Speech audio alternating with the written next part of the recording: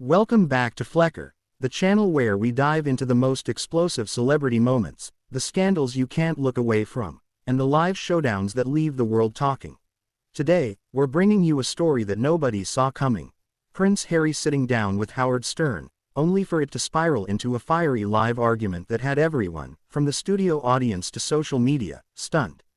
The stage was set in New York City, inside Howard Stern's buzzing studio. This wasn't just another celebrity guest.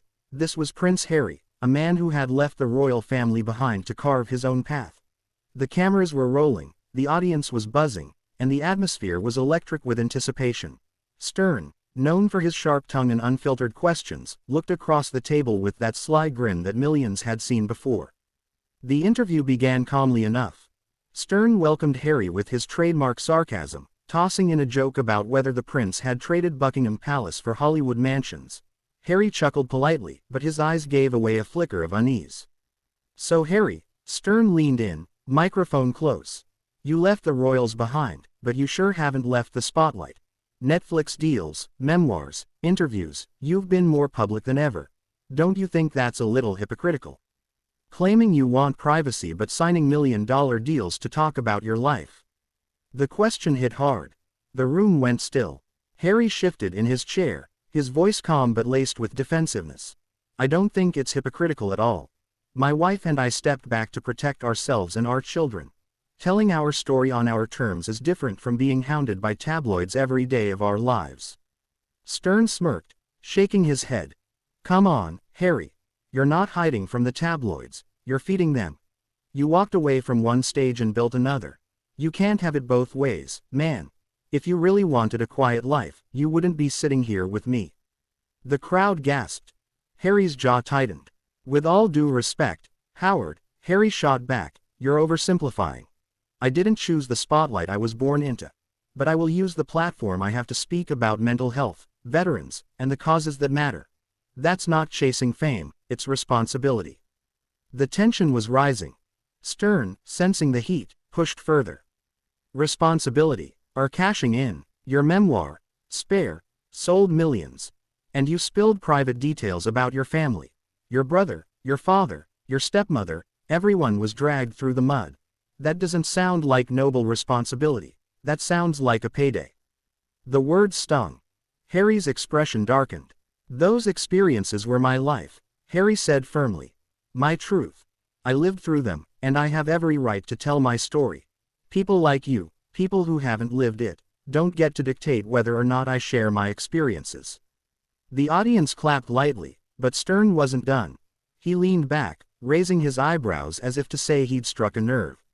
"All right, Harry, let's talk about Meghan. She's been called everything under the sun, but you two put yourselves out there. Interviews with Oprah, a Netflix special, now sitting here with me. Some say you're addicted to publicity. Is that fair?" Harry's voice dropped an octave, his words sharp now. "What's unfair is people pretending to care about the institution more than the human beings inside it. My wife was suffering. The press tried to break her.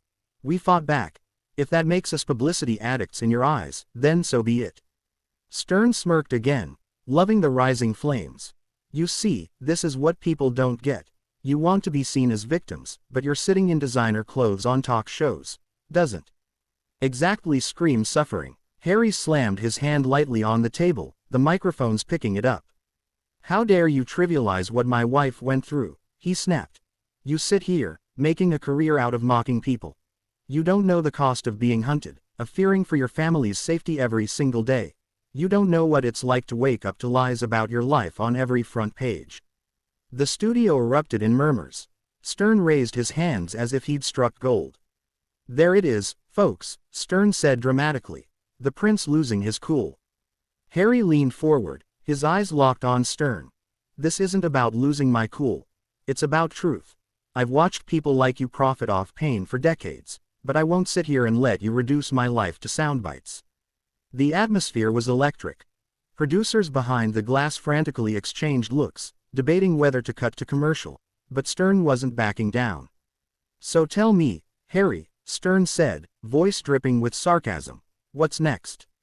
Another tell-all, maybe a reality show, Or are you finally going to disappear into that private life you keep talking about? Harry's voice steadied, cold and sharp. What's next is none of your business.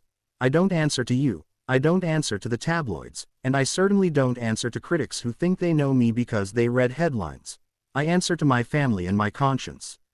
The audience applauded loudly this time, divided between shock and support.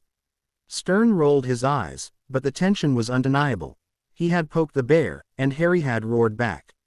Look, man, Stern finally said, I'll give you this, you've got guts coming here. Most people would have avoided me. But don't kid yourself. People are going to talk. They always will. And part of you likes it. Harry exhaled, his face a mixture of exhaustion and anger. What I like is using my voice for something that matters. If people like you want